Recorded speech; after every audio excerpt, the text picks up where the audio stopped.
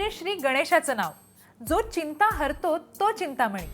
पण आता मी तुम्हाला सांगणार आहे ते म्हणजे चिंतेत असलेल्या चिंतामणीबद्दल.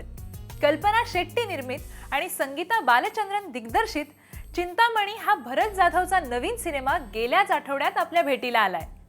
आणि या सिनेमाच्या प्रीमियरसाठी सगळ्या कलाकारांनी हजेरी लावली होती.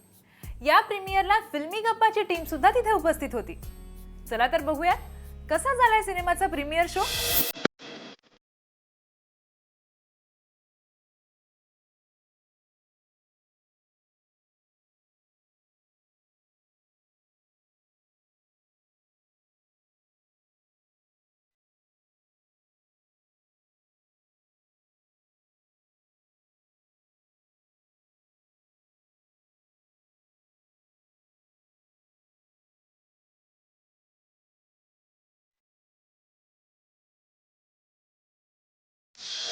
तर ही तर होती सिनेमाच्या पार्टीतली एक झलक. पण याच वेळी आम्ही सिनेमाच्या कलाकारांशी सुद्धा गप्पा मारल्या. चला तर बघूया काय म्हणणं आहे त्यांचं त्यांच्या कॅरेक्टर आणि ओव्हरऑल फिल्म बद्दल. मी नेहा नावाचं हे पात्र हे कॅरेक्टर करते आहे आणि इट्स लाईक ती जेव्हा पण चिंतामणीला भेटते तर चिंतामणी प्रॉब्लेममध्ये येतो. आणि तो प्रॉब्लेम कशामुळे होतो किंवा तो का प्रॉब्लेममध्ये येतो, तर हा एक सस्पेन्स आहे. आरतीची भूमिका मी करते आहे या चित्रपटामध्ये.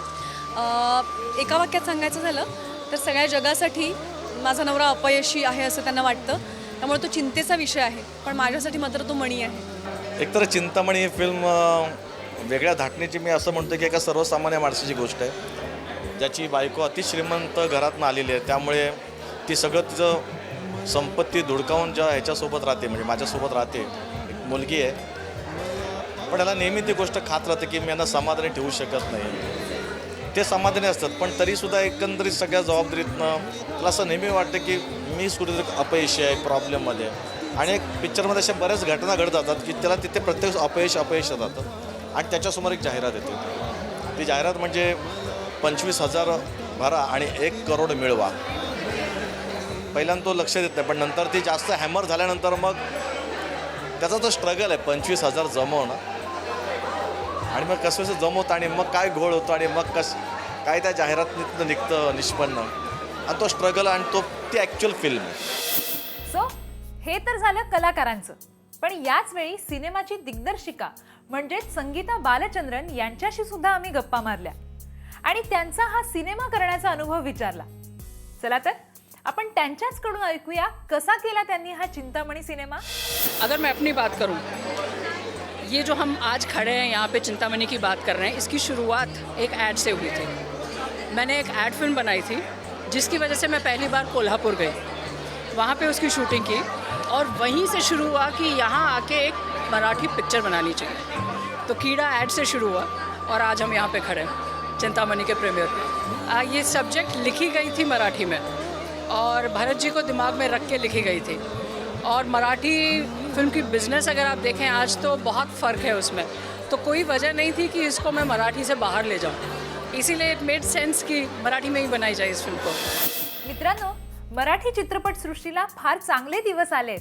त्याचंच एक उदाहरण म्हणजेच या सिनेमाच्या दिग्दर्शिका स्वतः अमराठी असून सुद्धा मराठी चित्रपट बनवायची त्यांची इच्छा. याच नोटवर आता मी तुम्हाला पुढची बातमी देणार आहे. मित्रांनो, तुम्ही बरेचदा एखादा इंग्लिश सिनेमा हिंदीत डब झालेला पाहिलाच असेल किंवा हल्ली आपल्याला साऊथचे सिनेमे हिंदीत डब झालेले वेगवेगळ्या वाहिन्यांवर हमखास बघायला मिळतात. पण तुम्ही कुठला मराठी सिनेमा हिंदीत डब होतोय असं पाहिलंय? नाही ना? माझ्याकडे तुमच्यासाठी एक सरप्राईज आहे. तुम्हाला मराठीमध्ये डान्सवर आधारित झालेला सिनेमा आठवतोय? बरोबर, आयना का बायना. समित कक्कड दिग्दर्शित आणि सचिन खेडेकर स्टारिंग आयना का बायना हा सिनेमा बालसुधारगृहातल्या बाल गुन्हेगारांच्या डान्स या थीमवर आधारलेला आहे. आणि त्याचप्रमाणे सिनेमामध्ये त्या सगळ्यांचे एकापेक्षा एक डान्स परफॉर्मन्सेस सुद्धा आहेत.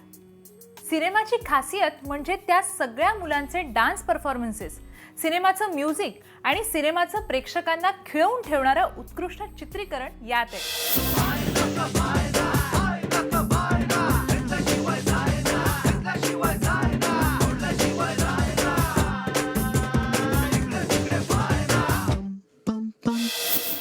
सिनेमाची ही सगळी वैशिष्ट्ये लक्षात आल्यावर हा सिनेमा हिंदीत सुद्धा लोकांना तेवढाच आवडणार म्हणून हिंदीत डब करायचा असं या सिनेमाच्या टीमने ठरवलंय.